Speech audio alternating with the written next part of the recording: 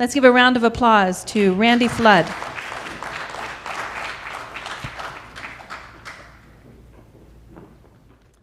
Good afternoon.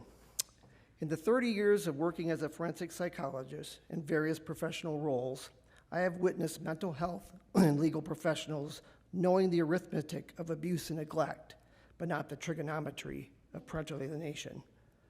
So when confronted with the complex dynamics of PA, the simple mathematic equation they learned in estrangement school to protect children is this: favored parent minus rejected bad parent equals protected child.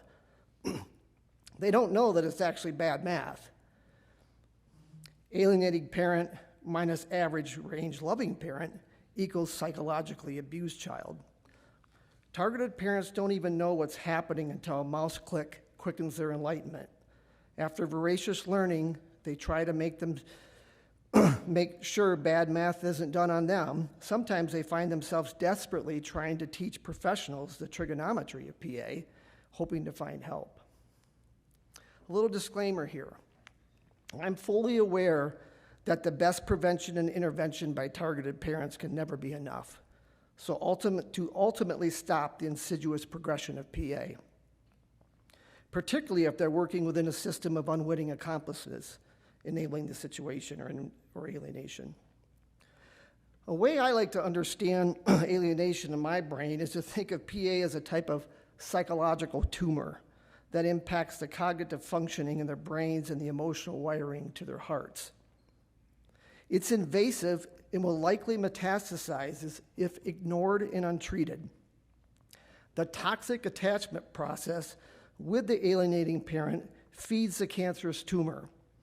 And as it grows, it riddles the minds of alienated children with false narrative and hearts that turn cold and hateful.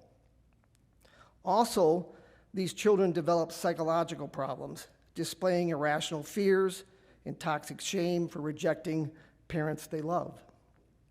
Their psychic cage fighting is obscured by the shards of anger that cuts off relationships and shreds families. Over the decades of toggling in and out of various forensic roles and paying witness to targeted parents' dilemmas, I've learned a thing or two because I've seen a thing or two. Before I explain the common dilemmas, I want to quickly highlight the 5 most common mistakes that targeted parents can make in PA. While some can be quick to judge, once they appreciate the dilemmas targeted parents face, their empathy grows, and hopefully it will quicken our resolve as professionals to intervene. The first of the 5 common mistakes is misunderstanding their children and personalizing the rejection. This emanates from naively assuming their children suddenly have turned into just defiant, dishonest children from divorce stress. Or the targeted parent over time just becomes exasperated and reacts maladaptively. A prolific example is when children are accused of lying. When we understand PA dynamics and the psychological sequelae that manifests in children to cope with it, we stop saying they're lying with understanding and address their confabulations. Confabulations in PA are the generations of untruths and false memories without the intention of deception, but to cope with the psychological abuse. When targeted parents can differentiate themselves from their children's behavior intended to target them, they more readily approach them with compassion. The second common mistake is believing that increasing punishment will put an end to bad behaviors and attitudes. As alienated children become more defiant and disruptive, often parental intuition is to increase discipline, to encourage more civility and compliance. That's what we all did as parents. I remember the mom who had it with her defiant adolescent, so dropping her off on the side of the road to make her walk. Or the dad who sequestered an aggressive adolescent to the bedroom for extended periods with locks on the outside while offering food along with opportunities for restoration. The metrics of making sure the punishment fits the crime or disciplining with love and logic are often lost in the escalation of punitive discipline. And as you can see, it will play right into the false narrative of abuse and neglect. The third common mistake is to enlist or allow family and friends to lecture the children. Understandably, this comes from the frustration of targeted parents' inability to make a difference, as well as family and friends bearing witness to the rise of the children's hardened incivility. Maybe the children will listen to grandma or heed the advice of Uncle Steve. Yes, the village does raise children, but if the children experience the parents' village as a hostile rival tribe, then it contributes to the tribal warfare, often inherent in PA. The fourth common mistake is to begin retaliating toward the alienating parent. While yearning for vindication, acts of retaliation can be used by sly alienators to buttress their false narrative. Also, alienating children will use said actions to justify their alliance to the alienating parents. Feeling frustrated and ignored, parents may leave an electronic trail, which I see in my evaluations, of snarky admonitions and combative responses. The parenting coordinator testifies that the targeted parent cussed out the alienating parent and stormed out of the session. The targeted parent justifies withholding the alienating parent's court-ordered parenting time to make up for the lost parenting time. While retaliatory actions may feel good, they rarely do good. The fifth common mistake is when targeted parent begins to present themselves as angry, argumentative, and obstinate to professionals. This can interfere with getting proper help, since most professionals find PA dynamics counterintuitive. Professionals will often scrutinize the rejected parent's attitude and behavior to confirm their bias that resist and refuse dynamics, I'll call our RDs from here on, must be caused by the rejected parent's unfitness. And guess what? That mistake can play right into the bias, and parents are misunderstood and seen as a problem. Naive professionals make a fundamental attribution error. They erroneously conclude that a targeted parent's attitude and behavior are the cause of the RRDs rather than the result. And once the estrangement box is constructed, it becomes difficult for parents to extricate themselves from it. Now I'd like to transition to the dilemmas. A catch-22 is a dilemma or circumstance from which there's no escape. I boiled it down to 5. I'm sure there can be more or less. These parents begin searching for an out by naively erring on one side of the dilemma or searching for the perfect balance from either polarized position. Once they discover an elusive balance, a counter-argument is thrown on the other side of the scale. And the intention is to never level set. The balance is specious, ushering in confusion and feeling of powerlessness. This creates a state of desperation, which becomes fertile ground for the common mistakes to grow.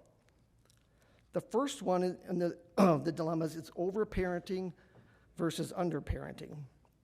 This is criticism for being too controlling, intrusive, or abusive, or being characterized uncaring, aloof, and neglectful. For example, attending the soccer games upsets the child. And if you cared and weren't so selfish, you wouldn't show up. Just give it some time. Concede to stop going, then you unknowingly establish a fact pattern that is weaponized to prove you are disinterested in your child, too busy pursuing selfish interests, or now invested in your stepchildren's lives.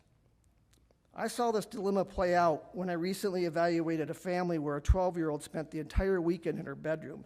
She came with a backpack of supplies and only came out to use the bathroom.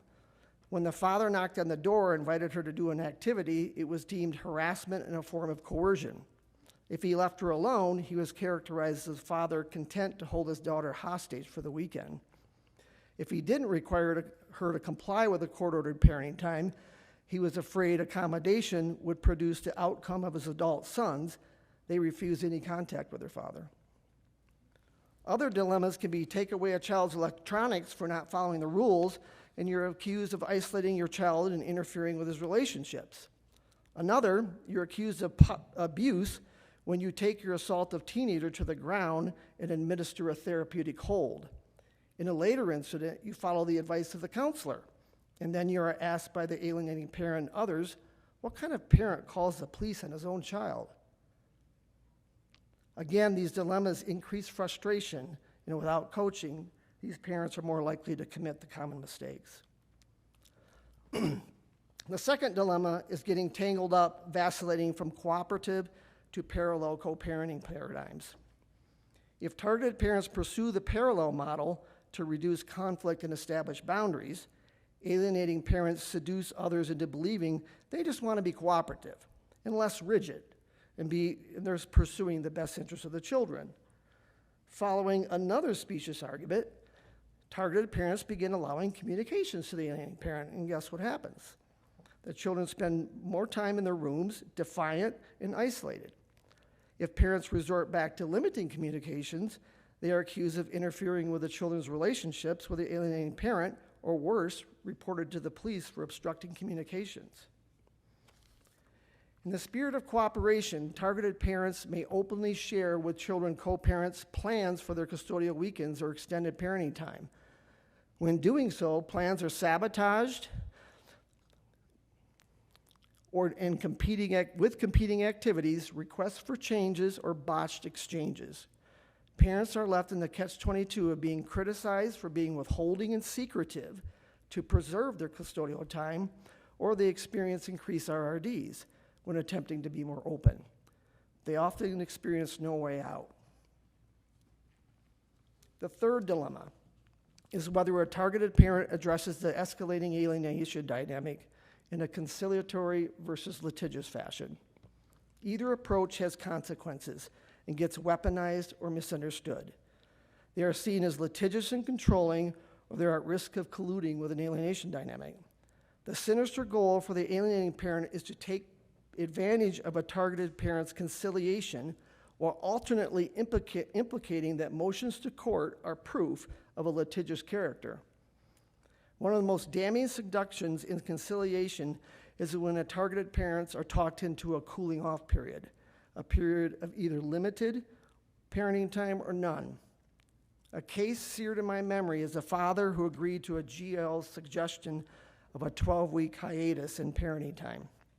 He was to reinitiate contact with the children when they began counseling with me.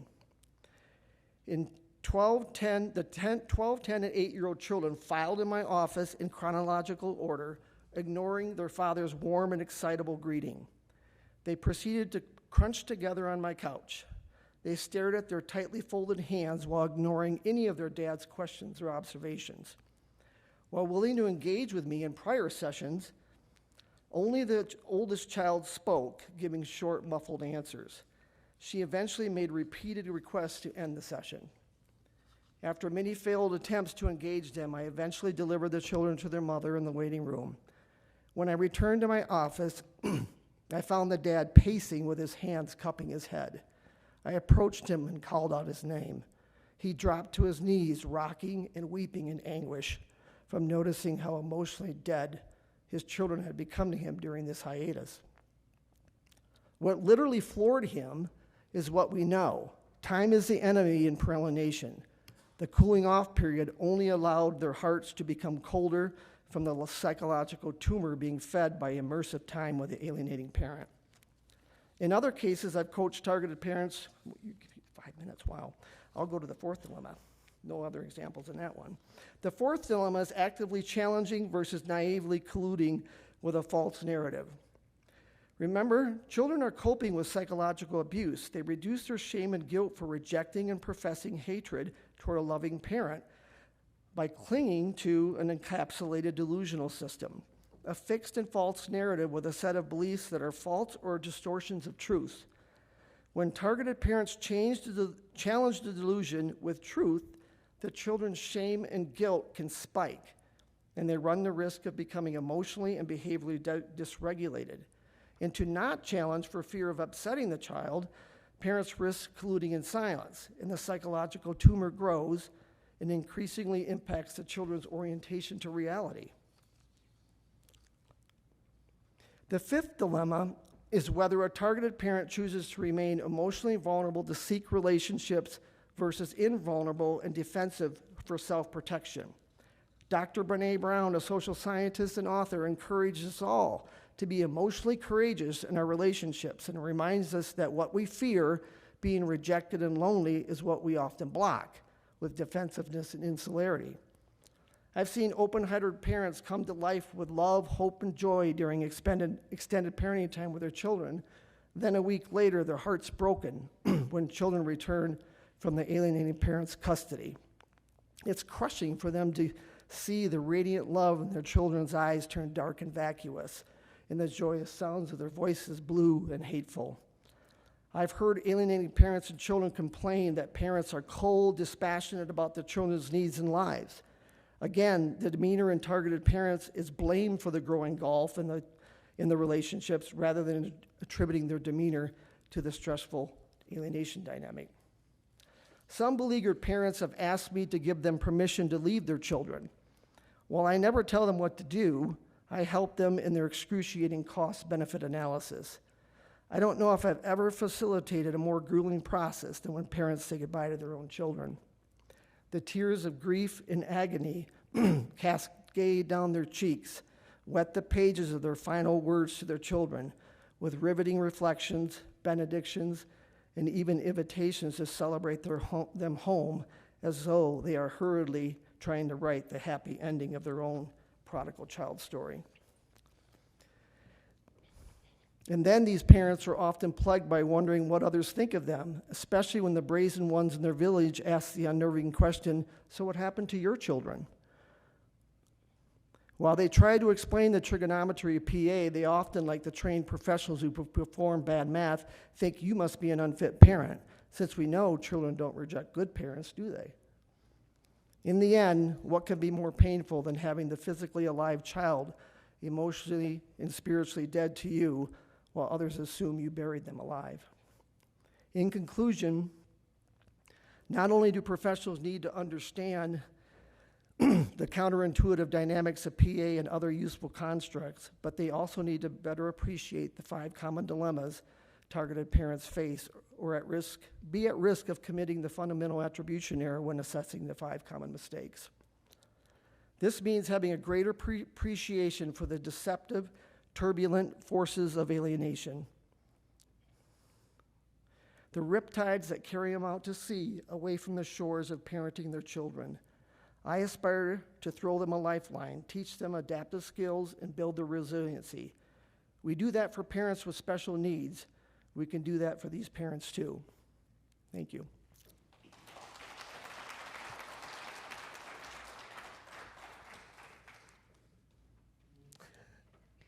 We have time for one question if someone has a question. And while I'm walking over to the question, just a reminder that the movie starts at 6:30 in Longs Peak, 6:30. It seems like there's a big divide about what to do and what not to do. What do you recommend to your parents? Do you just say, just be a parent, and if they attack you, defend yourself? Or, I mean... Well, yeah, it's case by case. It is just teaching them to understand what's happening to their children and building that compassion is part of it. That's step number 1. And then there's active listening skills that you teach them. Amy Baker has 5 steps. Just different things so they just become smarter at it and have compassion. And also, we know that that's never enough at times. And but for mild cases, it can really help. And what do you do when the kid keeps running away or keeps breaking or punching walls or keeps being distracted? How do you deal with the kid that's not going to? Well, that's when you move from moderate to severe, and usually you need judicial oversight to intervene, and not much I can do as a coach to help that. Yeah. Let's give a hand. Okay.